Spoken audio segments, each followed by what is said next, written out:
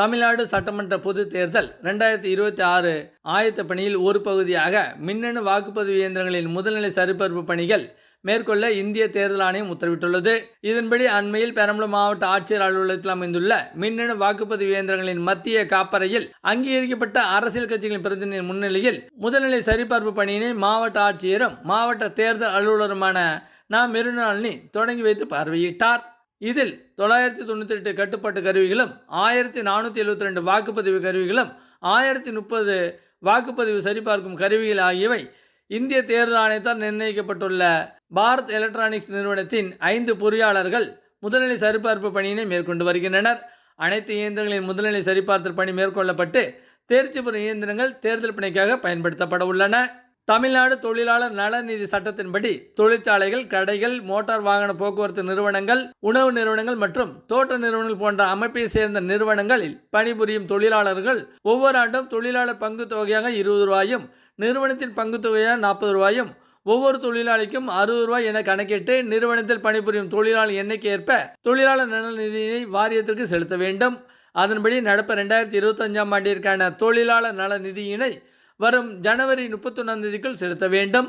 தொழிலாளர் நல நிதி செலுத்தும் தொழிலாளர்கள் மற்றும் அவர்களை சார்ந்தவர்களுக்கு தொழிலாளர் நல வாரியத்தின் மூலம் பள்ளி முதல் பட்ட மேற்படிப்பு வரை பயிலுபவர்களுக்கு தங்களது கல்வி உதவித்தொகை கேட்பு செய்யும் விண்ணப்பங்களை தமிழ்நாடு தொழிலாளர் நலவாரிய அலுவலகத்தில் நேரிலோ அல்லது அதற்கான இணையதளத்திலோ பதிவிறக்கம் செய்து பூர்த்தி செய்யப்பட்ட கல்வி உதவித்தொகை கோரும் விண்ணப்பங்களை செயலாளர், தமிழ்நாடு தொழிலாளர் நல வாரியம், சென்னை 6 என்ற முகவரிக்கு வரும் 31ஆம் தேதிக்குள் கிடைத்திடுமாறு அனுப்பி வைக்க வேண்டுமாறு பெரம்பலூர் தொழிலாளர் உதவி ஆணையர் மூர்த்தி தெரிவித்துள்ளார்.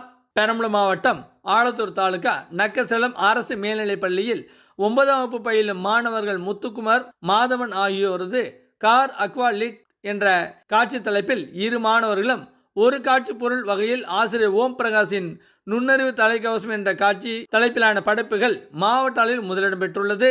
இதையடுத்து இந்த படைப்புகள் கோயம்புத்தூர் நடந்த மாநில அளவிலான அறிவியல் கண்காட்சியில் காட்சிப்படுத்தப்பட்டு மாநில அளவில் முதலிடத்தை வென்றது.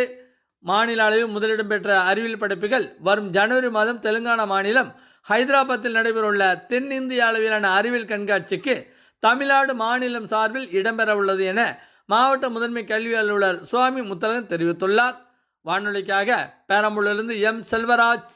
பெரம்பலூர் புதிய பேருந்து நிலையத்தில் நேற்று முன்தினம் நடைபெற்ற நிகழ்ச்சியில் திருவாளந்துறை, செட்டிக்குளம், பழையவராளைப்பட்டி, கோரையாறு, ஆமேட்டூர், வெள்ளுவாடி ஆகிய 7 புதிய வழித்தடங்களில் அரசு பேருந்து இயக்க சேவையை போக்குவரத்து மற்றும் மின்சாரத்துறை அமைச்சர் எஸ். சிவசங்கர் தொடங்கி வைத்தார். நிகழ்ச்சியில் அவர் பேசுகையில், தமிழகத்தில் போக்குவரத்து துறையில் ஒரு புரட்சியை ஏற்படுத்தும் வகையில் மின்சார பேருந்துகள், மாற்றுத்திறனாளிகள் பேருந்தில் எளிதாக ஏறி இறங்க வசதியாக சாய்தள வசதியுடன் கூடிய பேருந்துகள், PS6 ரக பேருந்துகள் என பல்வேறு வகையான பேருந்துகள் பொதுமக்கள் பயன்பாட்டிற்கு கொண்டு வரப்பட உள்ளது என அவர் தெரிவித்தார். தொடர்ந்து பெரம்பலூர் மின் வாரிய மேற்பார்வை பொறியாளர் அலுவலகத்தில் மின் சிக்கன வார விழாவை முன்னிட்டு நடைபெற்ற மின்சாரம் சிக்கனம் தொடர்பான விழிப்புணர்வு பிரச்சார வாகனத்தை அமைச்சர் சிவசங்கர் தொடங்கி வைத்தார். பெரம்பலூர் மாவட்டத்தில் முப்படையினின் கொடிநாள் விழாவில் கொடிநாள் நிதியினை செலுத்தி மாவட்ட ஆட்சியர் மெருனாளினி பேசுகையில், கடந்த ஆண்டு கொடிநாள் நிதியாக அரசு நிர்ணயம் செய்துள்ள தொகையான 23,63,000 விட கூடுதலாக 12,68,225 ரூபாய் நன்கொடை பெறப்பட்டுள்ளது.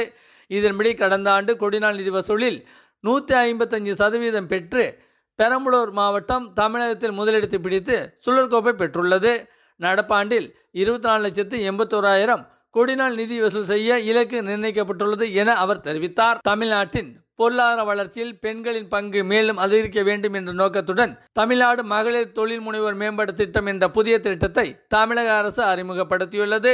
இத்திட்டத்தின் கீழ் 10 லட்சம் வரை 25% மானியத்துடன் கூடிய வங்கி கடனுதவி வழங்குவதோடு தொழில் வளர்ச்சிக்கு தேவையான தொழில்நுட்பம் உள்ளிட்ட அனைத்து உதவிகளும் வழங்கப்படும். குறைந்தபட்ச வயது 18 முதல் அதிகபட்சம் 55 வரை நிர்ணயம் செய்யப்பட்டுள்ளது.